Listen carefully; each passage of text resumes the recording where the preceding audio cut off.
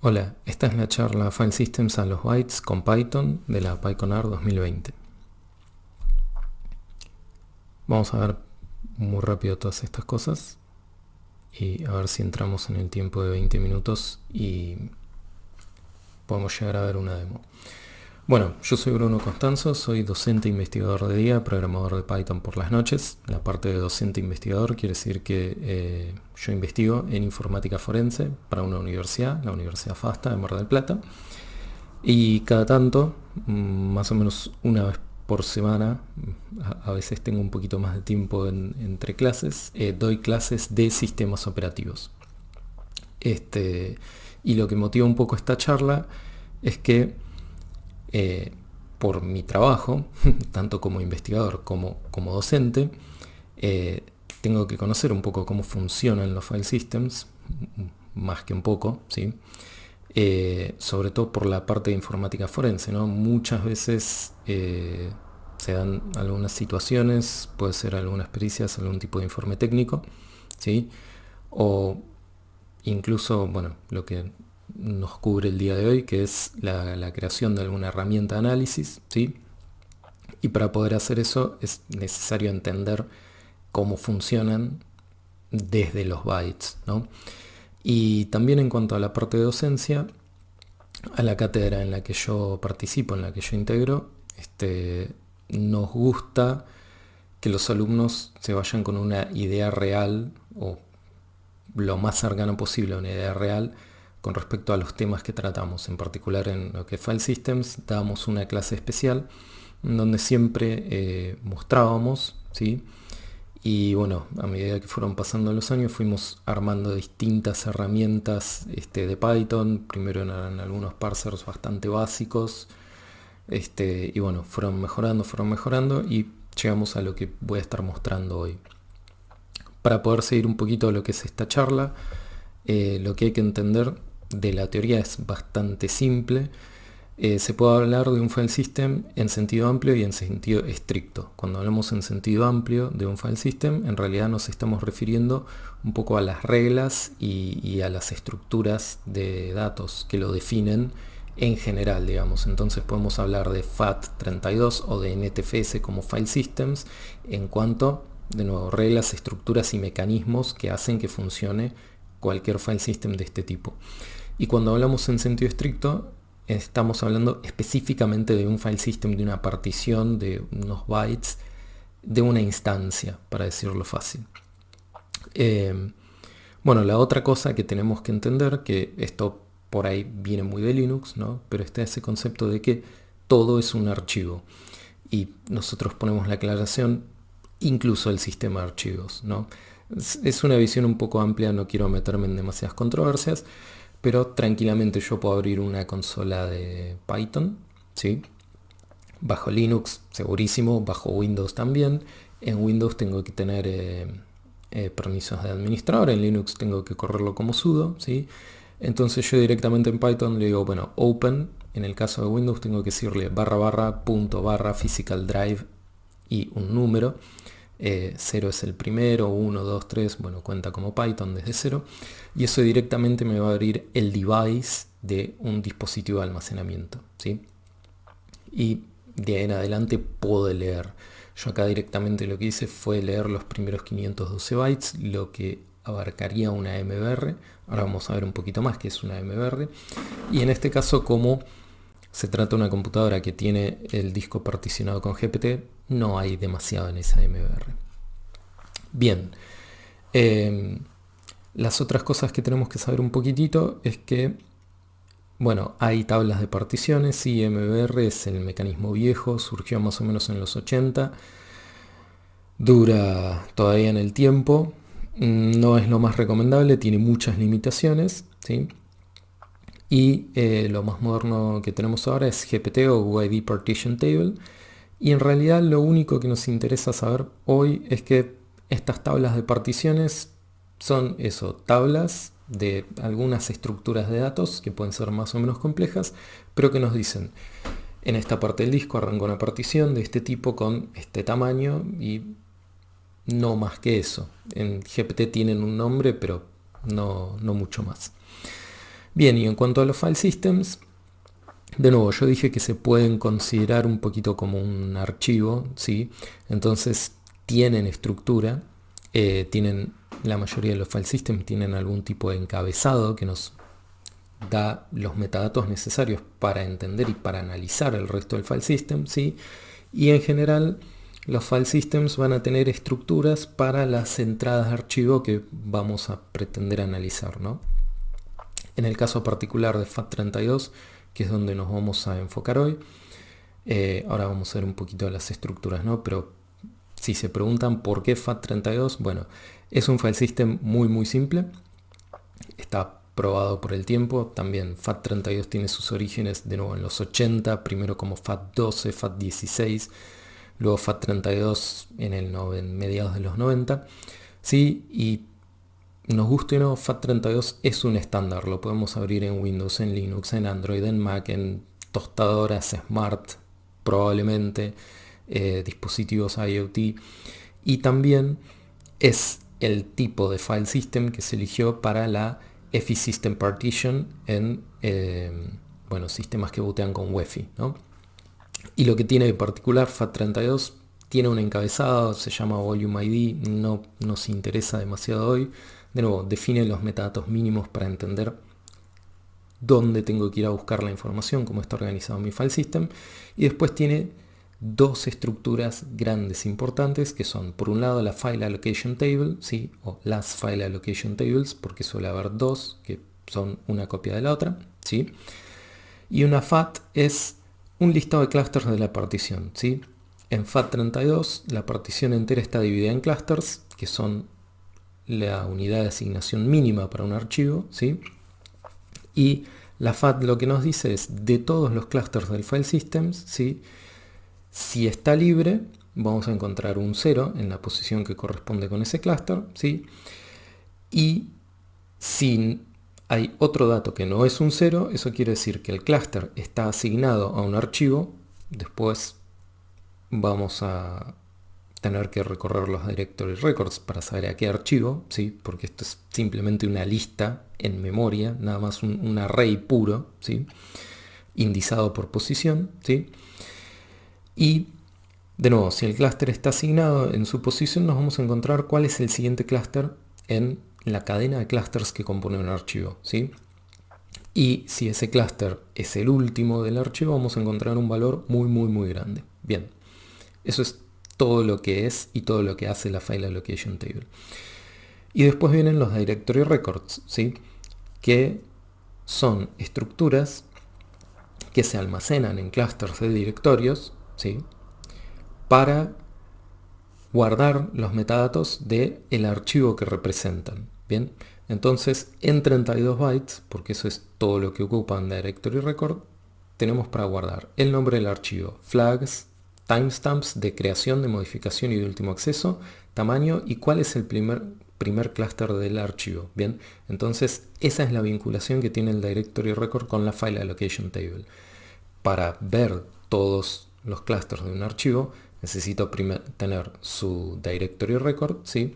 De ahí saco el primer clúster, voy a buscar a la File Allocation Table y de ahí puedo seguir toda la cadena de clusters hasta tener todos los que lo componen. Bueno, con Directory Records puedo representar tanto archivos adentro de un directorio como directorios adentro de un directorio. Un directorio es simplemente un Directory Record de un archivo que tiene flag de directorio. Y en su interior, en lugar de tener bytes de información o contenido, va a tener Directory Records. Bien. Microsoft hizo una cosa horrorosa, pero que funciona, que fue de alguna manera reciclar el mecanismo de Directory Records también para poder representar nombres largos. No es demasiado complicado, pero no vale la pena aclararlo hoy. Además, el mecanismo está patentado. También con Directory Records se puede almacenar el nombre de volumen, no el nombre de la partición, hasta 11 caracteres y todo en mayúsculas, bueno, por limitaciones. Y en general lo que nos vamos a encontrar es que hay al menos un directory record por cada archivo, ¿sí? Si es un archivo con nombre largo, puede tener varios más.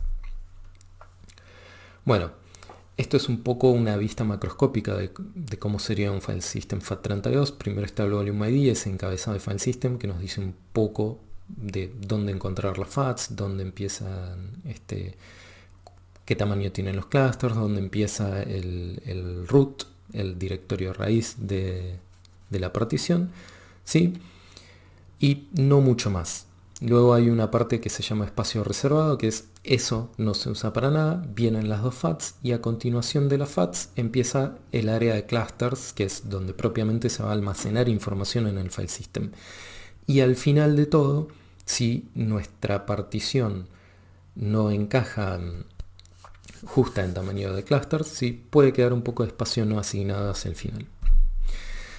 Bueno, grandes ventajas de FAT32. Es muy simple, lo expliqué en unos 5 minutos recién, si bien muy por encima, pero no involucra más que eso.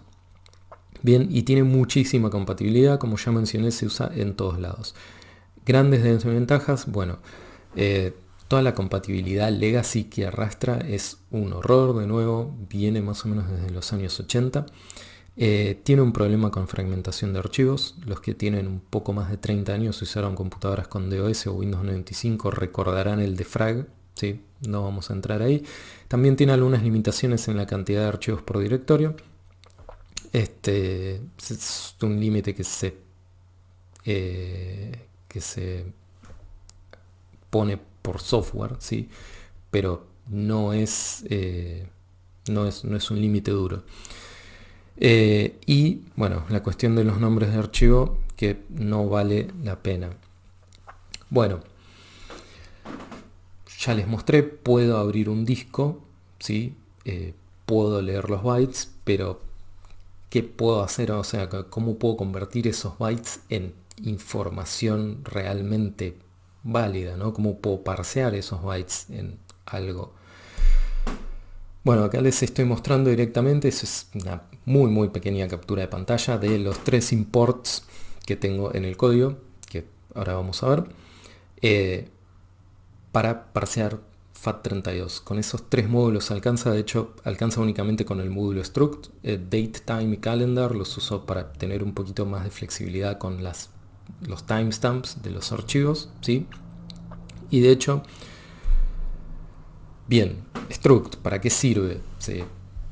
Creo que es el módulo más raro de los 3. Bueno, struct es un módulo que viene dentro de la librería estándar de Python, ¿sí? Que permite empaquetar y desempaquetar datos en bytes, ¿sí?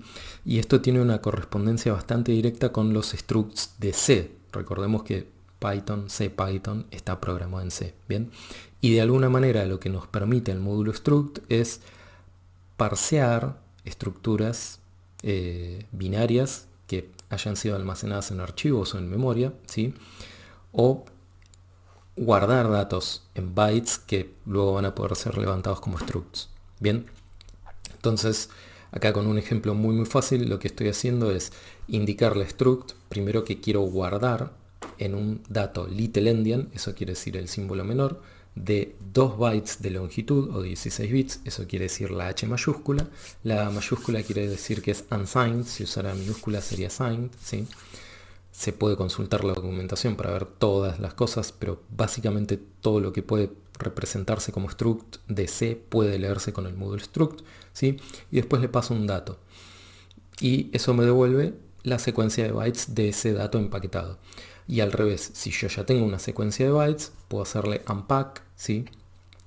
Y bueno, acá tomo el mismo dato, 32.767, y en el último ejemplito les muestro ahí cómo cambiando el signo menor que por mayor que, cambio la endianness, ahora lo lee como big endian y me cambia totalmente el dato. ¿Para qué sirve esto? Bueno, si yo por ejemplo quiero leer un timestamp de tipo FAT32 que son 16 bits, ¿sí? 32 bits, perdón. Lo que voy a tener que hacer es desempaquetar, ¿no? 2 bytes que son de 16 bits cada uno, que son Little Endian, ¿sí? Y directamente después ya tengo los números, ya los tengo parseados, ya lo hizo el módulo struct por mí. Lo único que tengo que hacer es después algunas conversiones, algunos ANDs y shifts de bits para acomodar un poco de la forma en la que lo representa FAT32. Bien, esto es una función de Haruspex, que es lo que les voy a estar mostrando ahora en 2 minutos. Luego que ya parseé todos esos datos, lo único que hago es una pequeña sanitización, porque hay algunas condiciones un poco raras que se pueden llegar a dar, ¿sí? Sobre todo en algunos file system, algunas implementaciones de Linux, Android, hacen algunas cosas raras con las fechas y las horas, que lo mejor es sanitizarlas. Y una vez que ya tengo todo sanitizado, directamente puedo castear mi objeto datetime. Acá estoy usando calendar en el medio para tener sensato, digamos, el dato de los días, ¿sí? Para que no se me pase el rango posible. Y después directamente casteo mi objeto datetime y lo devuelvo, porque ya tengo directamente una fecha y hora parseada. Bueno, les comenté, esto lo hemos desarrollado en una pequeña librería que llamamos Haruspex, ¿sí? Es una librería que decimos que tiene fines educativos principalmente porque la utilizamos en clase. Este año hicimos una prueba bastante exitosa, teníamos una comisión pequeña de 2 alumnos y con ellos pudimos probar un trabajo práctico especial en donde les explicamos todos los mecanismos de FAT32 en bastante más detalle que esta charla. Les mostramos Haruspex, cómo se utiliza y los mandamos a implementar un par de cosas. Haruspex está subida a PyPI, así que la pueden instalar con pip install y también pueden ir a mi GitHub a ver un poco cómo es el código y más detalle de las cosas que pasan. Bien, para resumir un poquito, ir cerrando y mostrarles un poco en vivo para qué sirve, ¿no? En Haruspex, la parte de FAT32, el módulo de FAT32 tiene 4 clases, ¿sí? Que lo que usan es un poquito lo que vimos, struct, datetime y calendar, creo que únicamente los estoy usando en las fechas, y después todo el resto es parseo de structs y hay un montón de properties dando vueltas para los setters y los getters de las cosas y que todo tenga un poco de sentido. Bien. Lo que nos encontramos es un file record, ¿sí? Que es el nombre genérico para los directory records. Después hay 2 clases helpers, ¿sí? Que ayudan un poquitito con todo lo que es la apertura de paths y archivos, que son directory y file handle. File handle medio que replica la interfaz, implementa bastante la interfaz de FileLike de Python, ¿sí? Entonces se pueden leer archivos directamente con file handle. Y por último está la clase FAT32, que de alguna manera es el file system entero. Bien. Ok, y ahora tengo que pasarme a la consola donde ya tengo armado todo. Bien. Yo acá lo que hice fue importé Haruspex, abrí en Physical Drive 2, tengo una tarjeta SD, ¿sí? Lo que hice fue leer el Master Boot Record, la MBR, la tabla de particiones y me dice, ok, tenés una partición tipo FAT32, ¿sí? De formato LBA en el bloque 8192, ¿sí? Y que tiene este tamaño. Es una tarjeta de 16 GB, así que esos son más o menos 16 GB. Con esa información, yo lo que hago es abrir a través de Haruspex un file system FAT32, le refiero el archivo que va a estar abriendo, ¿sí? Y el offset dentro de ese archivo para que se pueda ubicar y leer las estructuras. Una vez que tengo eso casteado, ¿sí? Instanciado, lo que puedo hacer es print de sdcard, ¿sí? Para ver un poco más detalles. Haruspex está armada de esta manera que los wrapper y los string es --str muestran un poco más de información. Tal vez no sea el mejor uso, pero es un uso cómodo, está un poco orientada a poder abrir cosas así desde la consola y explorarlas. Bueno, acá está muchísima información administrativa, digamos, que se lee el Volume ID, y estas últimas son algunas posiciones calculadas que simplifican algunas cosas. Y luego, como les comenté, Dentro de FAT32, de la clase FAT32, hay un método open que le pasamos un path absoluto, tienen que ser paths absolutos, y nos devuelve cosas, ¿sí? En este caso en particular, SDC de SimOlimp es un directorio, ¿sí? Y adentro tiene un montón de archivos. De nuevo, esto es una tarjeta de memoria de una cámara de fotos. Yo lo que puedo hacer es definir una función para traerme todos los clusters de un archivo, ¿sí? Para eso voy a necesitar el file system y el record de un archivo, ¿sí? Y directamente lo que hago es recorrer la cadena de clusters, ¿no? Empiezo con una lista vacía, digo, ok, dame el primer cluster en base al record y después voy recorriendo la FAT. Acá estoy utilizando únicamente la FAT1 porque eso es suficiente, ¿sí? Y por otro lado, yo podría no solo get clusters, sino get fragments. Esta es un poquito más complicada, ¿sí? Acá lo más raro que hago es un poquito el uso de zip, ¿sí? Para traer de a pares, ¿sí? El 0 y el 1, el 1 y el 2, el 2 y el 3 en ese orden. Y los voy agregando, ¿no? Cuando tengo una inconsistencia, cuando el siguiente clúster no es el más 1 de donde estoy parado. Bueno, cierro el fragmento y lo empiezo otro. Bueno, y acá tengo en el historial también para traerme un poco cuáles son los archivos fragmentados que haya dentro de esta tarjeta de memoria. Entonces, para hacer eso, lo que tengo es una comprehension en donde estoy haciendo, bueno, el get fragment, del get clusters, de la SD card de cada record, ¿no? Y el record en particular. Es medio un horror, pero funciona, ¿sí? Ahí ya me lo proceso todo. Y yo ahora lo que le voy a decir a Fragmented es, quiero ordenarla, ¿sí? Y quiero ordenarla en base a cuánto es el largo de los fragmentos, ¿sí? O sea, si tiene más de un fragmento, lo que más fragmentos tiene, que vaya hacia el final.